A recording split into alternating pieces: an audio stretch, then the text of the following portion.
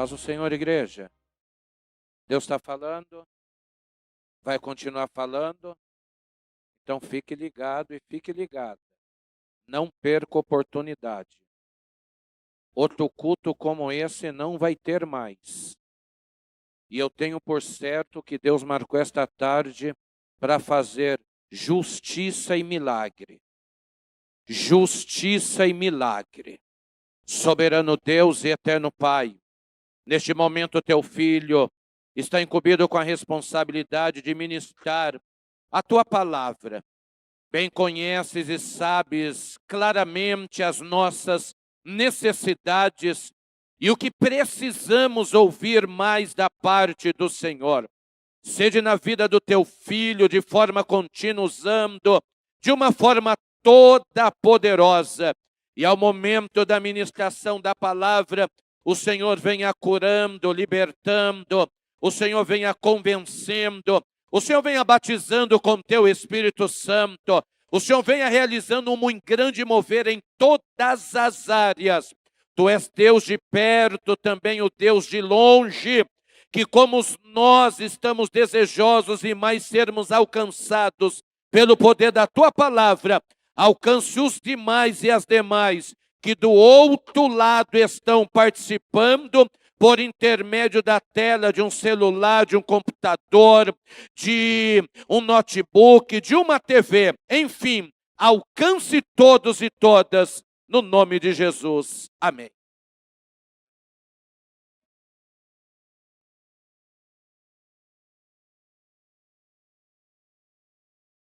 Saúdo a amada igreja e a todos que nos acompanham através das plataformas de mídia, com a paz do nosso Senhor e Salvador Jesus Cristo. Louvo a Deus pela vida do meu pastor-presidente, Dr. Elias Cardoso, da missionária Lígia. Louvo a Deus pela vida da missionária Usana, as irmãs que estão na liderança desse trabalho abençoado. Louvo a Deus pela vida dos meus companheiros de ministério que ali estão. Louvo a Deus pela vida das irmãs que aqui estão, por esta tarde maravilhosa que Deus está nos concedendo. Que o nome de Jesus continue sendo glorificado, que o nome de Jesus continue sendo exaltado aqui nesta noite. E em nome de Jesus Cristo, eu amo muito o trabalho de círculo de oração, mesmo porque eu sou fruto desse trabalho. Desse trabalho, quando eu digo, é no sentido literal, do trabalho dessa igreja aqui. Porque, para quem não sabe, por longos anos, minha mãe foi uma das dirigentes do círculo de oração dessa igreja aqui. E por 12 anos, ela incansavelmente orou por minha vida. Eu costumo dizer que eu fui gerado ou gestado por 2 vezes. 9 meses de maneira biológica no ventre da minha mãe. E por 12 anos eu fui gerado no joelho dessas mulheres do círculo de oração. Porque eu estava morto e revivi. E aqui estou para dizer que Deus opera milagre, que Ele não mudou, que Ele é o mesmo ontem, hoje e sempre.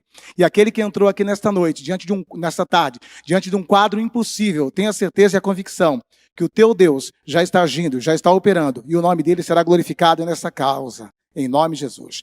Abram vossas Bíblias no 2º livro de Crônicas, capítulo de número 20. 2º livro de Crônicas, capítulo de número 20. Eu quero estar fazendo uma leitura com a igreja, do verso 1 até o verso de número 17. E utilizaremos esse texto como base para refletir com a igreja a mensagem que ele tem para o nosso coração nessa tarde. Todos que acharam, digam amém. Verso de número 1. E sucedeu que, depois disto, os filhos de Moabe e os filhos de Amon, e com eles alguns outros dos amonitas, vieram a peleja contra Josafá.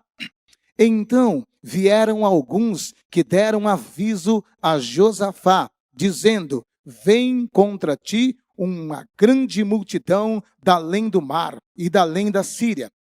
E eis que já estão em Hazazon-Tamar, que é em Gedi.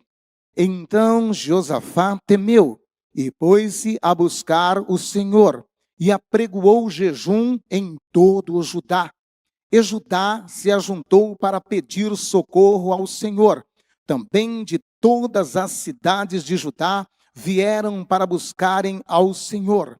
E pôs-se Josafá em pé na congregação de Judá e de Jerusalém, na casa do Senhor, diante do pátio novo, e disse: Ah, Senhor Deus de nossos pais, porventura não és tu Deus nos céus? Pois tu és dominador sobre todos os reinos das gentes, e na tua mão há força e poder, e não há quem possa te resistir.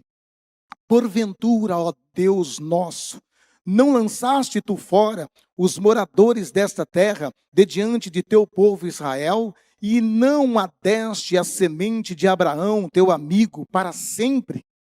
E habitaram nela, e edificaram nela um santuário ao teu nome, dizendo: se algum mal nos sobrevier, espada, juízo, peste ou fome, nós nos apresentaremos diante de ti nesta casa, pois teu nome está nesta casa, e clamaremos a ti na nossa angústia, e tu nos ouvirias e livrarias. Agora, pois, eis que os filhos de Amon e de Moabe e os das montanhas de Seir, pelos quais não permitiste que passasse Israel quando vinham da terra do Egito, mas deles se desviaram e não os destruíram, eis que nos dão o pago, vindo para lançar-nos fora da tua herança, que nos fizeste herdar. Ah, Deus nosso, porventura não o julgarás? Porque em nós não há força perante esta grande multidão que vem contra nós, e não sabemos nós o que faremos, porém os nossos olhos estão postos em ti. E todo o Judá estava em pé perante o Senhor, como também as suas crianças, as suas mulheres e os seus filhos.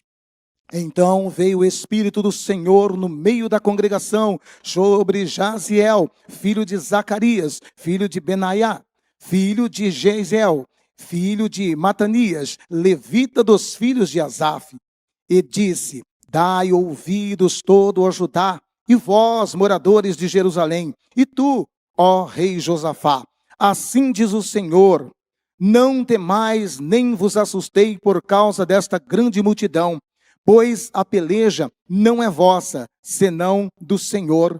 Amanhã descereis contra eles, eis que sobem pela ladeira de Ziz, e os que achareis, eis que os acharei no fim do vale, diante do deserto de Jeruel. Nesta peleja não tereis que pelejar. Está em pé, e vede a salvação do Senhor para convosco. Ó Judá e Jerusalém, não temais, nem vos assusteis. Amanhã sai-lhes ao encontro, porque o Senhor será convosco. Amém? Tome o seu assento, glorificando e exaltando o nome do nosso Senhor e Salvador Jesus Cristo. Nesta tarde, no decorrer de todo esse culto, eu vi, fazendo ocupação desse púlpito, do microfone que aqui está, homens e mulheres de Deus, e todos eles, um a um, contaram, participaram à igreja, uma batalha que viveram, uma peleja, uma luta, todos. Porém, houve uma peculiaridade. Todos também contaram de uma vitória. Todos também contaram de um livramento. Ainda, o pastor Amaro, além de falar de vitória sobre batalha, ainda falou de um Deus que age com justiça. Um Deus que trabalha por aqueles que nele esperam. Ouvi aqui meu amigo, companheiro de monte de oração, pastor Eliseu, contando 2 batalhas, porém também 2 grandes vitórias. Ouvi aqui que o nosso Deus, ele é o mesmo ontem, hoje e será eternamente. Ele não mudou, ele está aqui e com certeza ele está aqui para operar, ele está aqui para fazer algo na minha vida e na tua vida.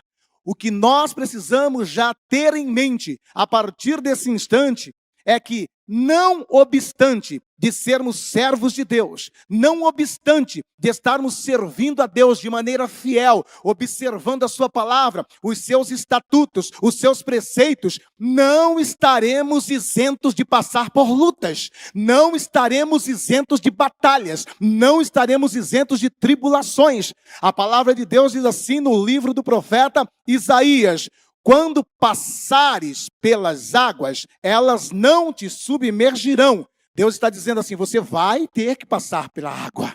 A minha promessa é que você não será submerso. Quando passares pelo fogo, a chama não arderá em ti. Ele também está dizendo, tu vai ter que passar pelo fogo. A minha promessa é que não vai arder em ti. Vemos isso na vida de Sadraque, Mesaque e Abednego. Logo, nós temos a promessa de vitória, não de isenção de luta, não de isenção de adversidades. Independente de sermos crentes fiéis ou não, estamos sujeitos a todas as adversidades. Pastor, qual é a diferença então de servir a Deus se eu não estarei isento de lutas, tribulações, adversidades, afrontas e ataques do adversário? A diferença é o resultado. A diferença é o final. A diferença é o saldo de quem serve e de quem não serve. É necessário as lutas, as tribulações e as adversidades para que venhamos fazer a diferença. E então vereis a diferença entre o justo e o ímpio, entre o que serve e o que não serve a Deus. Aleluia! E não foi diferente na vida de Josafá. Josafá, ele era um crente igualzinho você. Josafá também orava. Josafá também consagrava, Josafá era dizimista, Josafá era ofertante, Josafá gostava de adorar a Deus, um servo nato de Deus. Porém, não esteve isento de passar por uma luta tão grande quanto esta. E para entendermos melhor esse quadro, quero fazer aqui uma breve síntese do pano de fundo desta história. Israel, nesta época, já não era mais a potência que fora na época de Davi, na época de Salomão. Por conta das atitudes de Salomão, Israel fora dividido em duas partes, o reino do norte e o reino do sul. O reino do norte com 10 tribos, tendo como capital Samaria. E por amor a Davi, Deus preservou um pequeno pedaço de terra que passou a ser intitulado Reino do Sul, Judá e Benjamim, tendo como capital Jerusalém. E quando olhamos a história no livro dos reis, de crônicas, nós vamos perceber que geralmente os governantes do Reino do Sul eram um pouco mais observadores da palavra de Deus do que os do Reino do Norte. E não foi diferente com Josafá, que governava o Reino do Sul, conhecido como Judá, a partir de Jerusalém. E como de costume, ele era um homem temente a Deus, ele servia a Deus, fiel a Deus, observava os estatutos de Deus. E mesmo tendo feito tudo isso, em um dado momento da sua vida, ele passa por esse quadro tão terrível. Eu creio que esta foi a pior luta de Josafá. E você vai entender o porquê que eu digo a pior luta de Josafá. Não obstante de Judá, o reino do sul, ser bem pequeno, ele se vê cercado nesse momento por 3 povos, por 3 nações.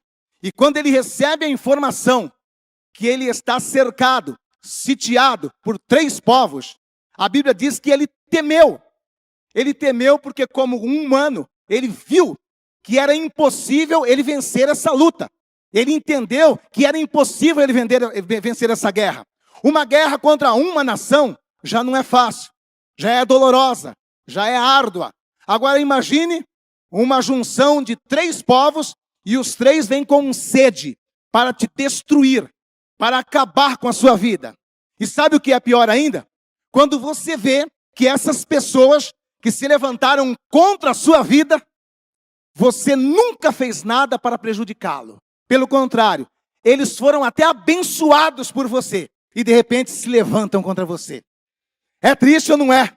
Quantas vezes nós sentimos isso na nossa pele, no nosso coração, na nossa alma, quando a afronta, o ataque, a retaliação vem de um adversário, vem de um inimigo, vem de alguém de fora, a gente até releva, mas dói quando o levante, quando o ataque, quando a retaliação vem de pessoas que um dia estendemos as mãos, que um dia a ajudamos, que um dia a abençoamos. É isso que dói no coração. E não obstante a isso, o pior ainda é quando esse levante vem de alguém que muitas vezes é sangue do nosso sangue, faz parte da nossa casa, faz parte da nossa família. Você está entendendo por que eu estou dizendo que essa foi uma das piores lutas e tribulações na vida de Josafá? Por quê? Porque a realidade é que aqui foi um levante entre os parentes de Judá, entre os parentes de Josafá. Sabe o que aconteceu aqui nessa batalha? Juntou-se, poderíamos dizer, 2 primos e um irmão. E os 2 primos e um irmão disse: vamos acabar com Josafá? Por quê? Os amonitas eram primos deles. Os moabitas também eram primos, por conta de Ló. E também os da montanha de Seir, ou os edonitas, eram irmãos, porque eram da linhagem de Esaú. Você está percebendo a situação de Josafá? Ele servindo a Deus, fazendo a vontade de Deus, e de repente 3 parentes se juntam, faz um conluio e diz: vamos destruí-lo, vamos acabar com a raça de Josafá. Aí vem a pergunta: o que foi que eu fiz, Deus? O que foi que eu fiz para acontecer isso? E ele faz uma avaliação bélica e chega à conclusão: não temos como vencê-los. Não tem como vencer. Nossa força, nosso exército, nossa capacidade não conseguirá reverter essa situação. E aí então, quando ele percebe que humanamente não vai vencer, ele vai para o joelho, ele vai para a oração, ele vai para o jejum. É dessa forma, eu vejo da seguinte maneira: Josafá olha para frente, sitiado por amonitas. Olha na retaguarda, sitiado por moabitas. Olha para a direita, sitiado por edonitas. Ou seja, na horizontal, por todos os lados que ele olhava, não via uma saída. Eu estou falando nessa tarde com pessoas que entraram aqui dizendo dessa forma: missionária Rosana, já olhei por todos os lados, não vejo saída.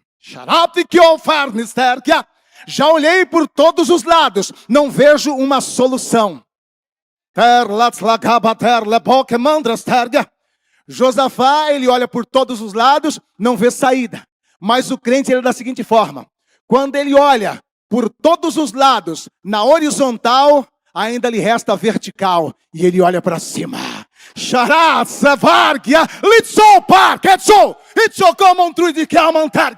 Assim diz o Senhor: tu pode ter olhado para todos os lados, não encontrou uma saída, mas nessa tarde eu vos trouxe a esse lugar para te dizer: olhe para cima, é de lá que te vem o socorro.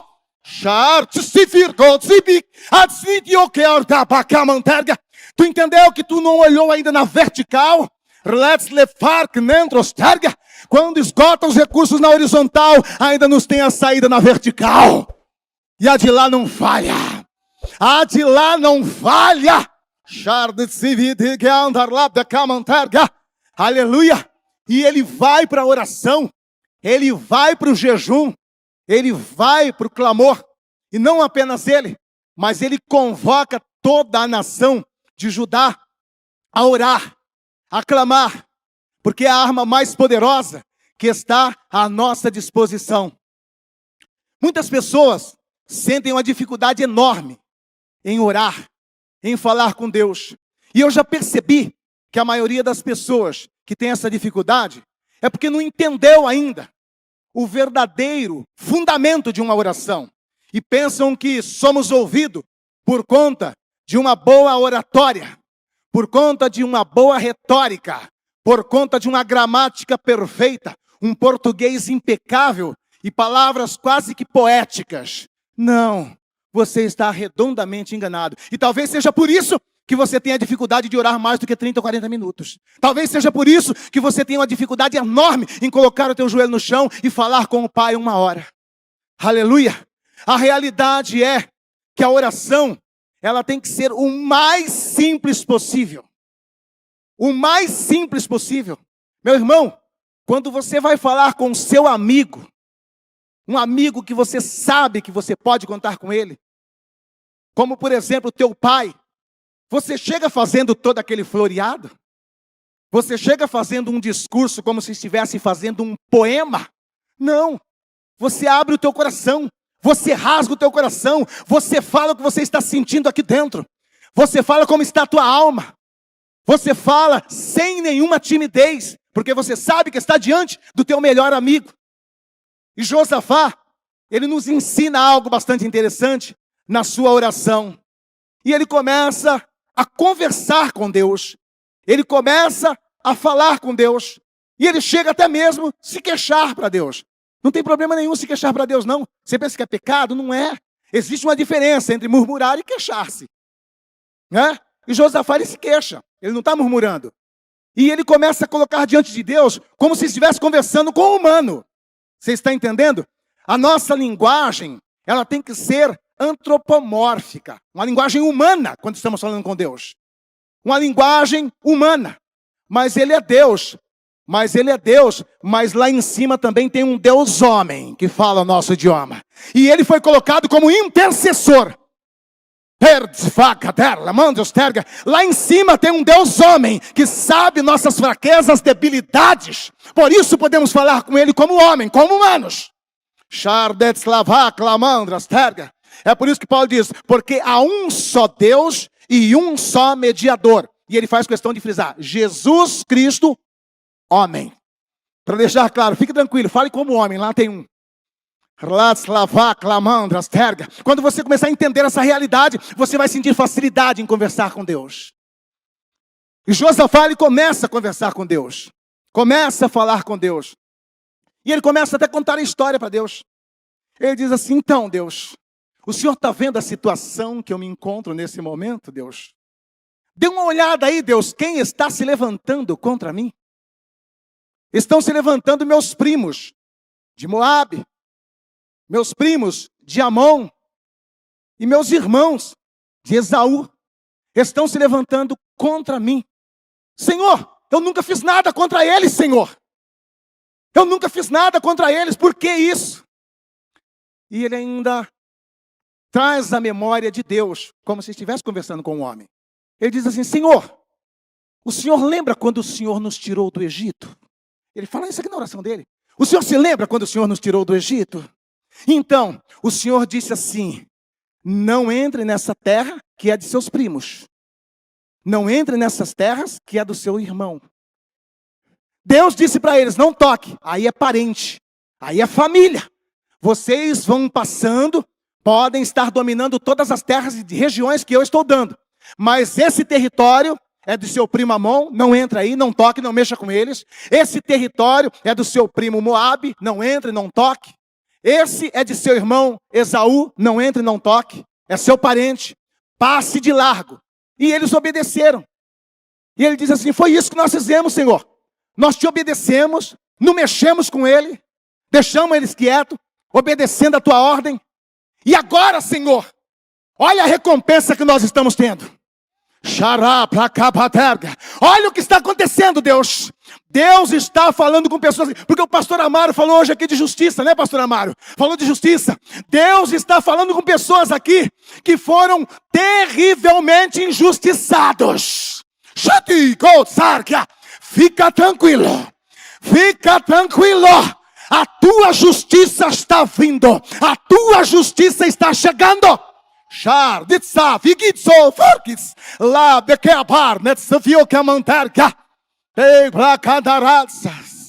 Ele diz, Deus, é essa a recompensa por não mexer com eles? É essa a recompensa por respeitá-los como parente, por respeitá-los como primo? É mais ou menos como Davi disse, aquele que se assentava comigo à mesa, que comia do meu prato, levantou contra mim o calcanhar. Eu coice. Você levou o verdadeiro coice de pessoas que você estendeu a mão, de pessoas que você ajudou. Mas Deus te trouxe aqui nessa tarde para te deixar claro, não ponha a tua mão. Isso é para mim. Aleluia. Você está entendendo a queixa de Josafá? Você está entendendo por que eu estou dizendo que este foi o pior momento, a pior luta de Josafá? Ele se viu cercado, sitiado por parentes que queriam ver o seu fim, por parentes que queriam derramar o seu sangue. Char, de fats, de vurglens, anar, le pocamandras, terques. Aleluia! E aí então, ele ainda prosseguindo na sua oração, eu acho lindo essa expressão de Josafá na sua oração, no verso de número 11. Preste bem atenção uma coisa, preste bem atenção em um detalhe. Não estou te chamando aqui nesse momento para fazer de conta que não está acontecendo nada. Não, não é isso que eu quero. Eu não quero que você, a partir de agora, fale assim, não está acontecendo nada, não estou sitiado, não estou numa luta, não estou sofrendo uma injustiça. Não é isso. Não é isso. Eu quero que você tenha a mesma linha de raciocínio de Josafá. Josafá sabia que estava sitiado, num beco sem saída, e era invencível essa batalha, humanamente falando. Porém, em um momento da sua oração, ele diz algo lindo. Então, Senhor, estou cercado por todos os lados. E no verso 11 ele conclui dizendo, porém, sempre tem um porém, você sabia disso? Sempre tem um porém. Deus sempre vai colocar um porém. E Josafá diz assim, porém, os meus olhos estão postos em ti. Os meus olhos estão postos em ti. Aleluia! Louvado seja o nome de Jesus. Meus irmãos, é mais ou menos o que diz a carta aos Hebreus. Sigamos, pois firmes, a carreira que nos foi proposta, olhando para Jesus, autor e consumador da fé. Aleluia! Glória a Deus! É isso que ele diz aqui. Eu sei que estou cercado por todos os lados, mas não vou me deter nisso. Não vou me afixar só na luta. Não vou me afixar só na tribulação. Não vou me afixar só no impossível, no intransponível. Os meus olhos estão em ti, porque tu és o Deus, o general de guerra que nunca perdeu uma batalha. Aleluia! Glória a Deus! E após então este ato, ele recebe a resposta de Deus. E eu quero me deter aqui no verso de número 17. Geralmente, você já ouviu essa pregação 327 vezes, 400 vezes. E geralmente, os pregadores se detêm muito nesse aspecto. Nesta peleja, não tereis que pelejar. E aí você sai da tarde da bênção, você sai do trabalho de oração dizendo, estou tranquilo, agora é só alegria. Deus falou que eu não tenho que pelejar. Deus falou que eu não tenho que pelejar, agora é só vitória. Eu não tenho que pelejar. Deus falou a tarde inteira comigo, nos 40 minutos de pregação, ele falou, você não vai ter que pelejar, você não vai ter que pelejar.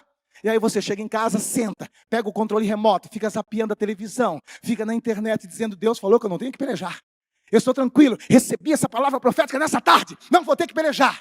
Será que é isso que está dizendo aqui? Será que é isso que Deus está dizendo aqui? Não, não é bem isso que Deus está dizendo aqui. Por quê?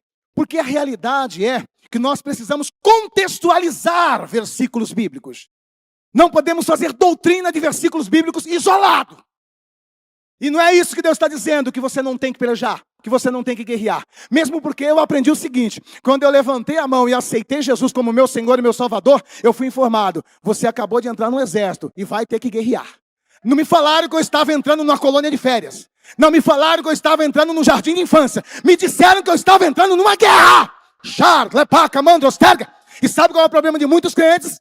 Que eles ouviram, aprenderam e entenderam que estão entrando numa colônia de férias, num paraíso, no Éden. O Éden ainda não chegou, você saiba disso. Estamos ainda em guerra, estamos ainda em batalha. E fomos alistados como soldados no exército de Cristo. Aquele dia que você levantou as suas mãos dizendo, eu recebo Jesus como meu Senhor e meu Salvador, você estava dizendo para o inferno inteiro, estou declarando guerra contra você, Satanás. Estou declarando guerra contra você, Satanás. Aleluia! A realidade é esta, meu irmão. Deus está nos ensinando algo tremendo aqui. Porque Josafá não ficou de braço cruzado. Deus está dizendo, nesta peleja, não tereis que pelejar.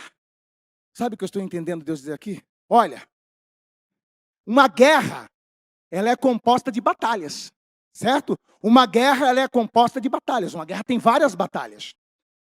E muitas vezes, um soldado, ele não atua em todas as batalhas. Não obstante de estar dentro daquela guerra, ele não vai atuar em todas as batalhas. Porque muitas vezes, exige-se soldados, pessoas específicas de acordo com a batalha, de acordo com a peleja. Então, quando Deus está dizendo, nesta peleja, não tereis que pelejar, nós podemos entender isso até pelo próprio contexto. Deus está dizendo assim, olha, você não vai ter que colocar a tua mão nisso. Não é com a força do teu braço, não é com a tua capacidade física, não será com o teu poder bélico, não será com o teu poder financeiro ou de influência pessoal. Você está entendendo? Não vai ser com isso que você vai vencer. Porque esta parte do envolvimento físico, Deus está dizendo, é comigo. Aleluia. E Deus está dizendo isso para Josafá. Por quê? Porque Deus está dizendo, você não vai sujar a tua mão com sangue de parente. Você não vai sujar a tua mão com sangue de familiar. Este que eu for levar a mão das tergas. Muitas vezes dá vontade de pegar, né? Papai, me segura. Papai, me segura. Eu estou com vontade de... Deus está dizendo, não ponha a tua mão. É sangue do teu sangue. Este fiocar de fogo, na mão dos tergas. Ei, Deus não vai expor ninguém. Mas me trouxe aqui para entrar em conflitos internos dentro da tua casa.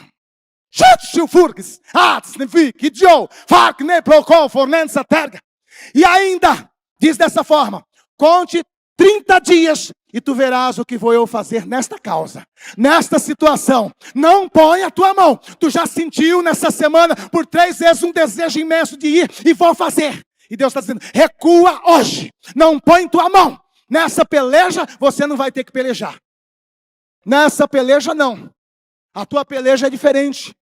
É por isso que Paulo diz assim, as armas da nossa milícia não são carnais, mas poderosas em Deus para a destruição das fortalezas. Está entendendo? Está entendendo? Aleluia. Meu querido, aqui Deus diz para Josafá, a partir de agora, Josafá, daqui para frente, a batalha é comigo, porque a tua parte tu já fez. Josafá já tinha guerreado. Como é que é, pastor? Eu não vi. Josafá já tinha guerreado. Assim que Josafá recebe a informação, ele abre guerra. Assim que Josafá recebe a informação, ele entra em ação. De que maneira? Usando as armas da nossa milícia. Aleluia! Usando as armas da nossa milícia. O que Paulo diz lá em Efésios 6, a partir do verso 10? Fortalecei-vos no Senhor e na força do seu poder. Porque não temos que lutar contra carne e sangue, mas sim contra principados e potestades, contra hostes espirituais da maldade que estão nos lugares celestiais. É contra esses a nossa verdadeira luta. Então o que ocorre é o seguinte, assim que Josafá recebe a informação, ele já entra em guerra. De que maneira, pastor? Logo no começo aqui. Logo no começo. De que maneira? Orando e jejuando. Usou as armas da nossa milícia. Oração e jejum. Quem disse que Josafá não guerreou aqui? Quem disse que Josafá ficou de braço cruzado dizendo Deus já disse através do profeta que me deu a vitória? Quem foi que disse? Não. Ele recebeu a notícia, viu que o quadro era caótico, já começou a batalha. No jejum e na oração. E aí então, Deus entra na peleja. Aí então, Deus entra na batalha e fala assim, então, como é teus parentes, como é a família, tu não vai sujar a tua mão com sangue. Deixa que isso aí agora é comigo. Você já usou as suas armas. Você já fez a sua parte. E essa parte agora é comigo. E é isso que nós precisamos entender. O porquê que muitas vezes nos encontramos cansados, fadigados, perdendo a força, o desejo de parar e o desejo de recuar. Por entrar em batalhas que não são nossas, mas dele.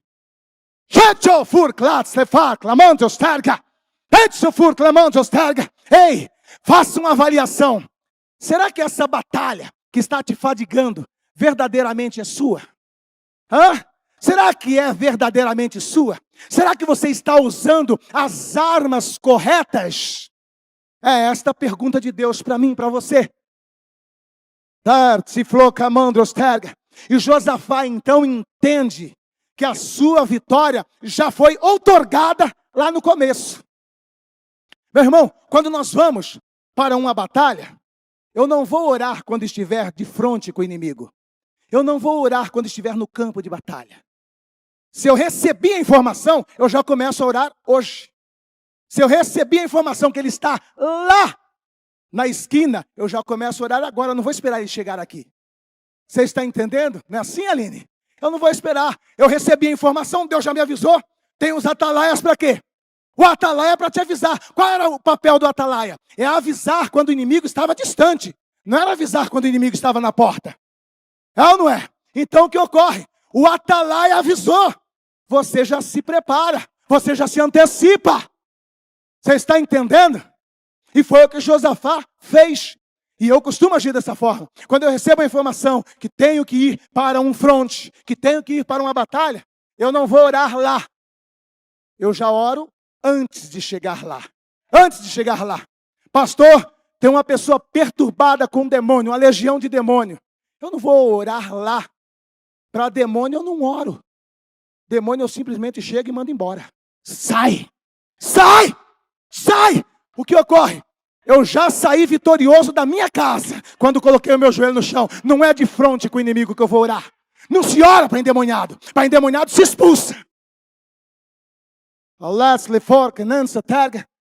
Por quê? Porque Deus dá estratégia no momento. Eu me recordo que certa feita, uma obreira da igreja disse assim para mim: pastor, tem uma vizinha minha, ela é da igreja batista, tradicional, e ela foi acometida por um câncer no seio. Já foi comprovado, está com toda a documentação e está se preparando para fazer quimioterapia. Não obstante ela ser batista, ela acredita que Deus ainda cura. Lá na igreja dela não ora, e ela falou se poderia vir aqui se o senhor orava. Eu falei, pode trazer.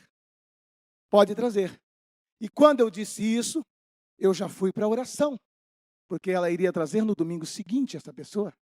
Eu fui para a oração e orei e falei com Deus. Porque eu sabia que estava diante de um desafio, diante de uma batalha.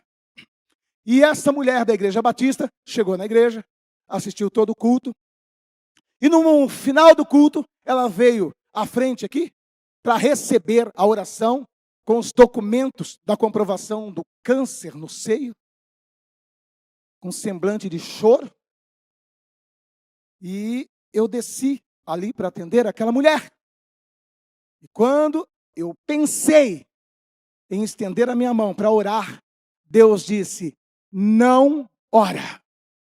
Eu falei, Jesus, a mulher veio da Batista aqui para receber oração. E agora eu vou falar para ela que não é para orar. Deus disse, sim, não é para orar.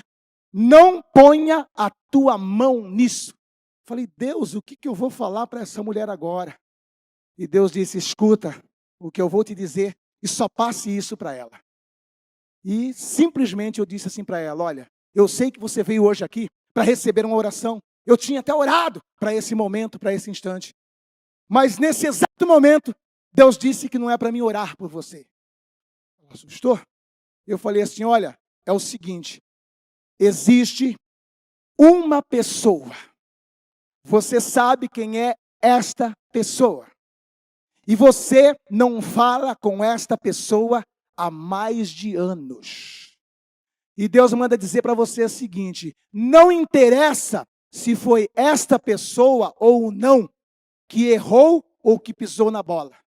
Deus está dizendo para você, tu vá até essa pessoa, peça perdão para essa pessoa. E depois tu volta para fazer os exames. Ela começou a chorar na hora. Ela começou a chorar na hora e disse, pastor, eu não falo há mais de anos com o meu irmão. Eu não falo há mais de anos com o meu irmão. mas eu vou fazer isso. Eu falei, faça isso e depois só vai e faça o exame novamente. Ela foi, fez dessa forma. Depois de um mês, essa mulher volta no culto. Só que agora, com 2 blocos de documento, um na mão, outro na outra. Este, o antes, e este, o depois. Curada, liberta, nenhuma sequela de câncer. É assim que Deus age, é assim que Deus opera. A minha batalha de amanhã, eu oro nela hoje. Eu clamo agora, eu clamo nesse momento. Não é no dia, não é na hora. E foi o que Josafá fez e nos ensina dentro desse contexto. Se for clamando os terres. E em nome de Jesus, saiba de uma coisa. A oração dessa tarde está assinando a tua vitória de amanhã. O culto dessa tarde está assinando a bênção que vai chegar a semana que vem nas tuas mãos. Se coloque em pé nesta hora que eu vou orar por você. Eu vou clamar por você. E Deus vai entrar com providência. Deus vai entrar com provisão. A tua batalha é aqui agora. A tua batalha é com a oração. A tua batalha é no joelho. A tua batalha é nesse instante. E o nome de Jesus vai ser glorificado. E para edificar a tua fé, eu vou falar a respeito da minha mãe, para depois orar. Minha mãe, sendo líder do ciclo de oração aqui nessa igreja, orando por várias pessoas, fazendo campanha na casa de várias pessoas, ela tinha um filho. E esse filho dela, por 12 anos, era enterrado na cocaína, na maconha, na bebida alcoólica e no cigarro. E os últimos 5 anos desses 12, o filho dela já não cheirava mais cocaína, que não fazia efeito. Injetava na veia. E o que ocorre é o seguinte, que ela perseverou como Josafá. E esse mesmo Deus que vai operar um milagre na tua vida, na tua casa, entrou com a provisão. Do dia para a noite, no sentido literal estou falando, tá? Não é simbólico e figurado, no sentido literal. Eu entrei nessa igreja num dia de domingo, numa noite de domingo.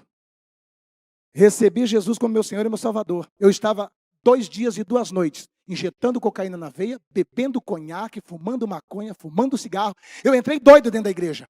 Eu não entrei limpinho, bonitinho, com terninho e gravata. Eu entrei fedendo. E esse Deus, da minha mãe, ele me abraçou do jeito que eu estava fedendo.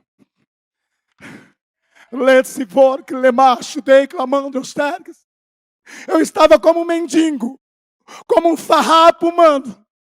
Mas quando eu cheguei diante do altar, eu não me esqueço até hoje, ele falou no meu ouvido, filho.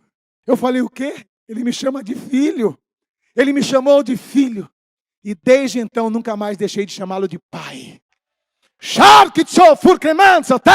É por isso que eu converso com ele como pai. É por isso que eu gosto de falar com ele. Porque todas as vezes que eu vou falar com ele, eu falo, pai, pai, pai, pai. E todas as vezes ele me ouve como filho. Se for clamando, e esse mesmo Deus, sabendo que nesses anos, injetando cocaína na veia, eu compartilhava seringa com pessoas que após a minha conversão, eu fui recebendo a informação que 1 a 1 foi morrendo de HIV. 1 a 1 foi morrendo de HIV, 1 a 1. E eu estava seco, esquelético. Hoje eu estou obeso. Mas quando eu cheguei aqui, eu parecia um esqueleto humano, magro, seco, seco, seco, seco. Por quê? De tanta cocaína e com certeza com o bichinho do HIV. E eu recebi a informação. O Adalto morreu de HIV. A Tatinha morreu de HIV. É só assim. Foi 1 a 1, todos morrendo de HIV. E eu cheguei à conclusão que eu também estava, porque eu estava seco, esquelético. Mas eu, apesar de ter recebido Jesus como meu Senhor e Salvador, eu tinha medo de ir até o Emílio Ribas, que fazia o exame. E aí, então, com 3 para 4 meses de convertido, o saudoso pastor Wilson, que eu havia conhecido ele nas vigílias da vida, ele chegou na minha casa do nada. Eu conheci ele numa vigília anterior, na outra ele foi em casa, com um ex-travesti. Para vocês terem noção, fazia tão pouco tempo que o travesti tinha se convertido, que apesar de estar com um palitozinho igual o meu, assim, uma camisa igual a minha, ainda tinha um pouco de seios aqui. Mas cheio do Espírito Santo. E não houve nem sequer cumprimento. Quando o pastor Wilson chegou com ele na porta da minha casa, Deus tomou aquele moço, ele saiu marchando com autoridade sobrenatural e veio em minha direção. E assim como eu estou olhando para essa câmera, ele tacou o dedo na minha cara e cheio de autoridade disse assim: homem, sou eu o teu Deus. Hoje estou entrando na tua corrente sanguínea e purificando o teu sangue. Aleluia! Oração da irmã Ditinha, oração da líder do ciclo de oração. E hoje eu estou aqui para dizer, o meu sangue está limpo, purificado. Aleluia! Louvado, engrandecido seja o nome de Jesus. E Deus está operando milagres. Deus mandou contar esse testemunho porque alguém está precisando de uma intervenção divina e sobrenatural. E Deus está dizendo assim, estou entrando naquela UTI agora. Este fior calas, clamando osterga. Aquela pessoa que está assim, ó, com a mão assim, ó. Isso, levanta a tua mão. Eu vejo a angústia e uma amargura que toma conta do teu peito. Mas meu Deus mandou te falar diretamente, face a face, boca a boca. Conta tus dias. Aquela vida que tanto te faz chorar, de tristeza e amargura, estou eu tendo um tratado com ele nos próximos dias. Vou fazer vaso de honra dentro da minha casa. E o que te fazia chorar de tristeza, te fará chorar de alegria. Vejo Deus entrando com salvação e libertação. Receba essa vitória.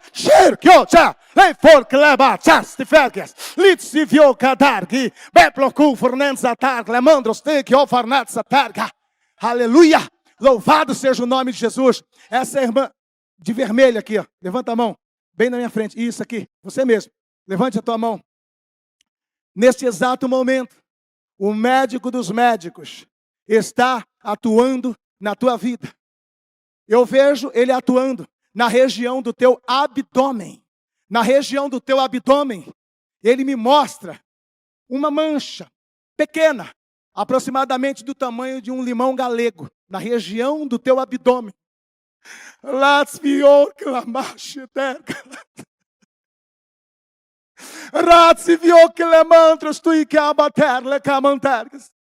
E ele me diz da seguinte forma: diga que o que a medicina não poderia fazer, não poderia resolver, não é amanhã, é hoje. Eu estou entrando, não com cura, mas estou trocando um órgão.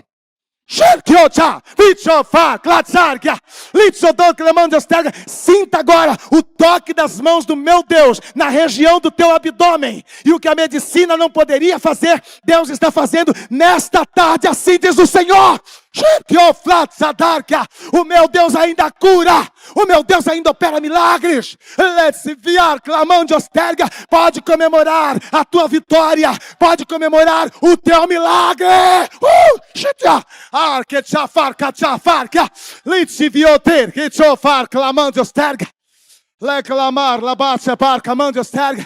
Aleluia, meu tempo já esgotou. Levante as suas mãos. Vou eu profetizar bênção sobre a tua vida agora. Glorioso Deus, glorioso Pai, em o nome do teu Filho amado Jesus Cristo, tu estás me dizendo que esta é uma tarde de cura, que esta é uma tarde de milagre, cura física e cura na alma.